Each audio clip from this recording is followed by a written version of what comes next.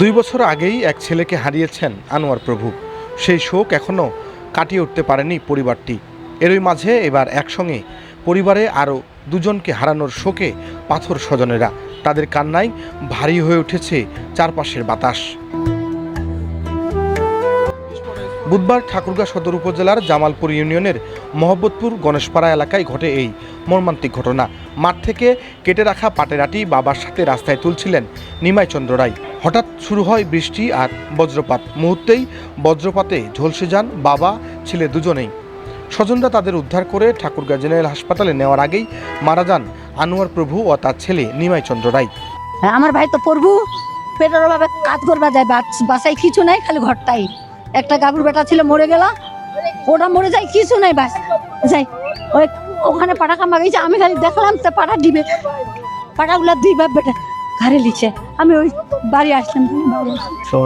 পানি খালে ফের মানে মারা যেত না, কিন্তু ওই কত দেয় এই টিপু বলেই তো শেষ, তারপরে পানি খাবে ওই তখনই মানে চড়ক পেয়ে। স্থানীয়রা জানান আনোয়ার প্রভু আগে ভ্যান চালাতেন, পরে গাছের ব্যবসা শুরু করেন। কিন্তু গাছ কাটতে গিয়ে এক ছেলের মৃত্যুর পর তিনি কৃষিকাজ শুরু করেন।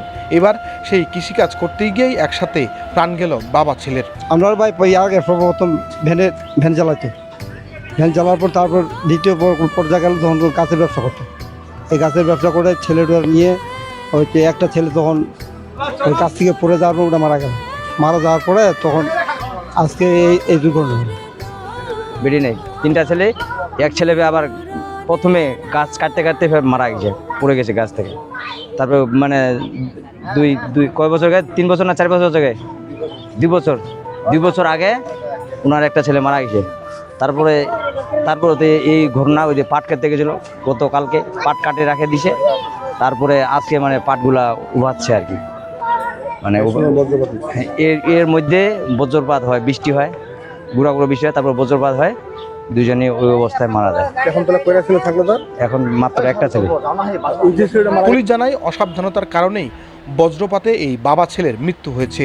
আমরা এখান থেকে আমার শ্বশুর বাড়ি থেকে আসলাম। এখন ওই পাটা কাটা গেলে ছোট বেটাটা মারা গেছে, গাছ পড়ে গেল, আজ 2 বেটা চলে গেল।